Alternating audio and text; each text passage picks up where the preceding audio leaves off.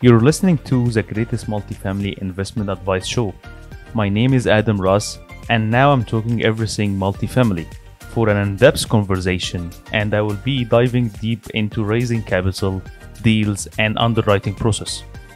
In today's video, I would like to highlight some tips about raising money for your multifamily apartment building deals. One, based on my experience on multifamily syndication and also from people I have spoken to who are raising money and buying apartments buildings, that when you are raising money and an investor who has not committed yet is speaking to their advisor or team of advisors, make sure that they also speak to their CPA accountant, because the CPA is going to be your best friend to close the deal with the investor because of all of the tax benefit with investing in multifamily deals. So if the investors say, well, I'm interested, but I want to speak to my financial advisor or want to speak to a friend or family friend, that's a good news for you because you're getting advice from their trusted advisor, but make sure also they speak to their CPA accountant because he's going to outline the tax benefit that they are going to receive by investing in your multifamily deal, and this is gonna increase your likelihood of closing the deal.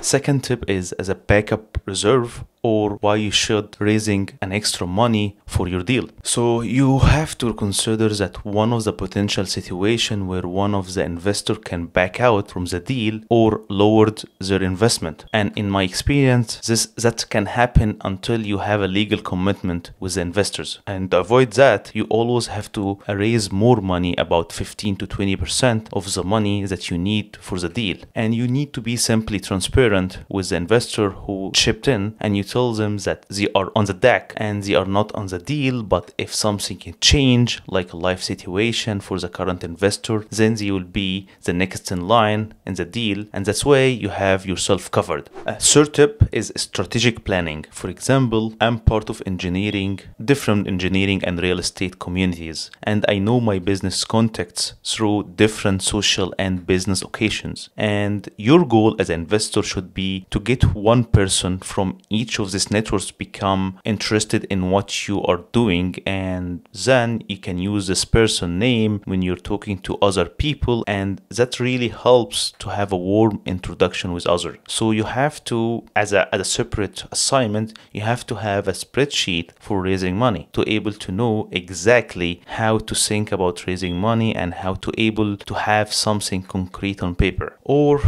on a spreadsheet that will get you going. So the first thing I recommend is to have in the spreadsheet one column list all of the people you know, and on the other column list how you know them. And by doing this, you can have some sort of consolidated list for your contact people. Tip number 4 is unique business plan, or how to separate yourself from other investors. So the most important thing to understand that investor have to trust the person who is leading the project, and this is usually if the investor are passively investing on something.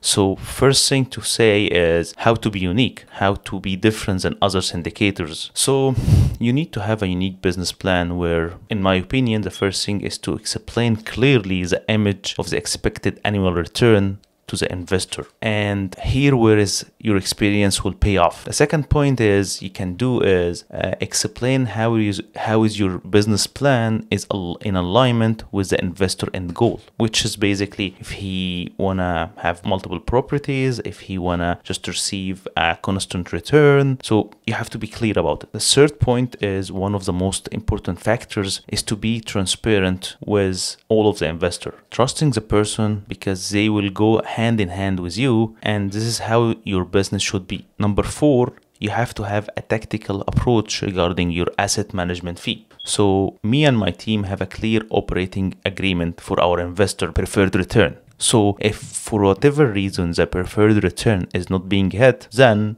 we want to collect our asset management fee. So now it's common sense. If you're not performing for the project, then you shouldn't collect an asset management fee. Number 5, I think, is you need to present your deal in person meetups and also online. So if the investor are local, I prefer to have in-person meetups which allow people to get to know you better and faster. Finally, please leave your comments to let me know if you have any question, and you can find my contact information now below. Also, you can, if you like this video, to do me a quick favor to like or to share the video. Thanks to the greatest listeners.